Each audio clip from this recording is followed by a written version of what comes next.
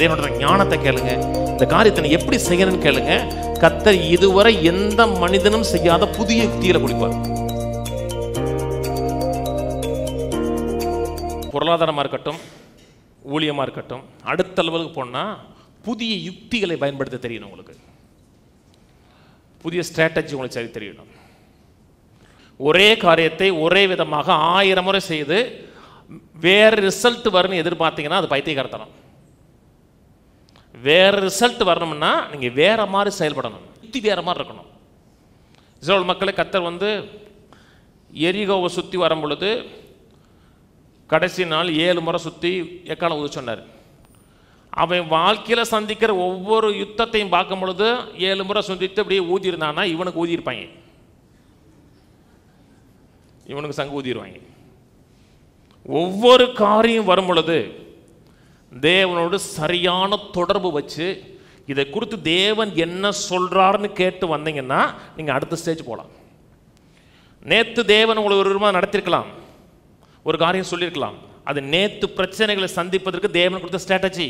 அது இன்னைக்கு பயன்படுமா சொல்ல முடியாது. பாஸ்டர் என்ன செய்யணும்? கர்த்தர்ட்ட கேளுங்க. இது எப்படி செய்யணும், ஏது செய்யணும், கர்த்தர்ட்ட கேளுங்க. கர்த்தர் யுக்திகளை சொல்லிக் கொடுப்பார் உங்களுக்கு. புதிய யுக்திகளை பயன்படுத்துங்க, வேற லெவலுக்கு போயிடலாம், அடுத்த ஸ்டேஜுக்கு போயிடலாம். ஒரு காலத்து சின்ன ஹோட்டலாக இருந்திருக்கோம், அந்த காலத்தை கிளப்பு கடமாங்க அப்படிதான் சொன்னாங்க. இப்போ கிளப்பு கடை மாதிரியா இருக்கு. அப்டேட் பண்ணுறான், அடுத்த சந்ததி வரமே அப்டேட் பண்ணுறான். நீங்கள் அப்டேட் ஆகலைன்னா முன்னேற முடியாது. இன்றைக்கே கிறிஸ்தவம் முன்னேறனா அப்டேட் ஆகலை. அப்டேட் ஆகனா சத்தியத்தில் மட்டும் இல்லைங்க, ஒவ்வொரு காரியத்திலும் அப்டேட் பண்ண தெரியும் உங்களுக்கு. யூடியூப் 2005 வந்துச்சு. அப்போ தான் யூடியூப் முதல் லான்ச் பண்ணுறாங்க கூகுள். நம்மளாம் 2016 தான் யூடியூப்பில் வரோம். முதல்ல போய் வந்தவன் முன்னேறான். ஒரு டெக்னாலஜி வருதா, அதில் நம்ம முதல்ல நிற்கணும்.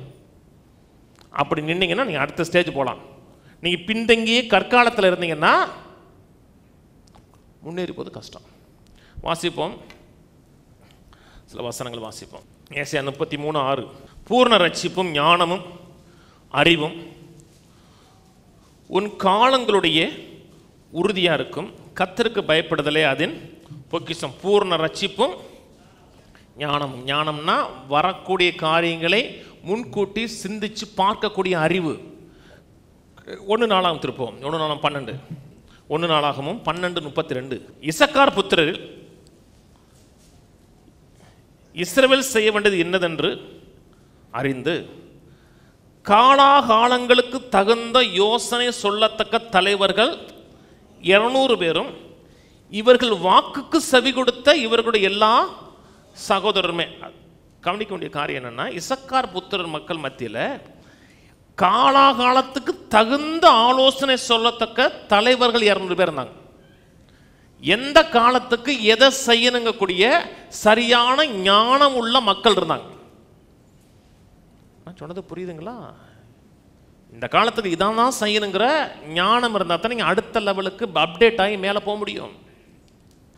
ஒரு காலத்தில் எனக்கு தெரிந்து செய்திகள் கேசட்டில் வந்துச்சு, கேசட்லாம் போடணும். அதுக்கப்புறம் சிடிக்கு வந்துச்சு, அப்புறம் பென்ட்ரைவுக்கு வந்துச்சு. முத பாட்டு போடும்போது இதில் வரும், அந்த இல்லை அது இல்லை கிராமஃபோன் இருக்கா, அதில் வரும். அதில் முதல்ல சுற்றி போடணும். சவுண்டு வேகமாக சுற்றினீங்களாம் போயிடும், கரெக்டான சுற்றணும். அப்புறம் எலக்ட்ரானிக்கில் வைக்கணும். அப்புறம் கேசட் வந்துச்சு. அப்போலாம் மியூசிக்லாம் அப்படி தான் வரும். இப்போ நான் முரண்டு பிடிச்சவனா, நான் என்னுடைய எல்லா செய்திலையும் கேசட்டில் தான் கொடுப்பேன். இஷ்டம் இருந்தால் வாங்கு, இல்லாட்டா போனால் அந்த செய்தியில் பவர் இருக்கும். ஆனால் நான் அப்டேட் ஆகாத போது அடுத்த லெவலுக்கு போக முடியாது. பாட்டு பாடுறவங்க சிடி வைக்கிற கிடையாது, யூடியூப் போயிடறாங்க. உங்கள் அறிவே அப்டேட் பண்ணலை, புதிய யுக்திகளை தேவன்கிட்ட கேட்கலன்னா நீங்கள் புதிய லெவலுக்கு போக முடியாது, அதே லெவலில் தான் இருப்பீங்க.